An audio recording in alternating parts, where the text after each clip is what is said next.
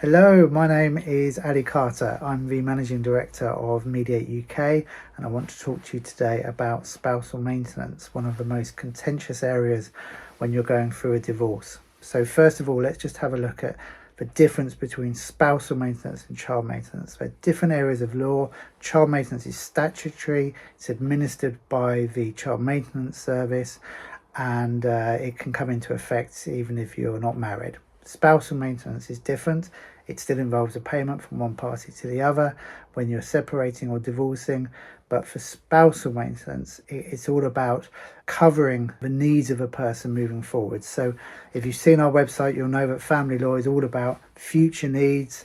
And if you imagine a scenario where one of the parties, we'll say the husband, was off working, very good job, earns £80,000 a year, and the wife stayed at home, was a homekeeper looking after the children. So a common scenario.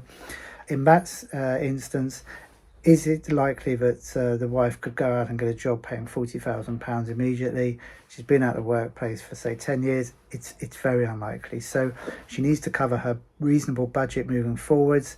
The husband in this case could pay across an agreed sum to make up the shortfall in her budget. So it's something that the court would want you to consider as part of your negotiations to see whether the plan that you've made, the division of the assets that you've made, is a fair one, and that you're not going to have your house repossessed in 12 months because you can't afford to pay the mortgage or your electricity gets cut off and so on. So spousal maintenance is very much budgets, the budgets of both parties. If there's a surplus on one side and a deficit on the other, then the one side can pay across that deficit, and if you're doing that, you need to agree how much, for how long, factors for it to change, and whether the term, if you say you're going to pay it for, 5 years, whether that term is extendable or not. And this is something where mediation can come into play and help.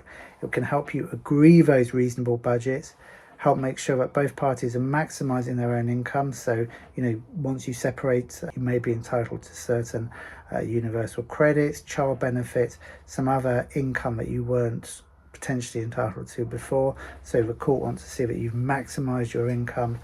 Then you need to agree those budgets.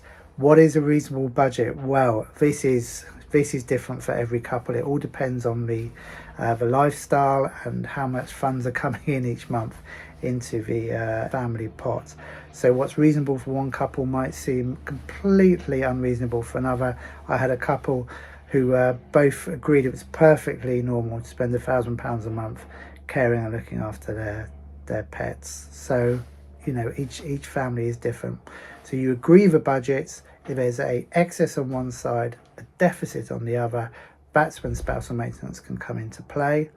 And if you were to agree, say, £1,000 a month over 5 years, if that can be paid into a lump sum, £60,000 or whatever you can agree, then you can get a clean break. If you have a spousal maintenance agreement between you, then you can't get a clean break until that agreement has finished. Finally, I'm just going to mention nominal maintenance orders. This is where you agree to pay £1 a year. You don't physically go around there and give your ex £1, but it opens up, should factors change further down the line, it opens up to change that from £1 a year to £200 a month or whatever is required.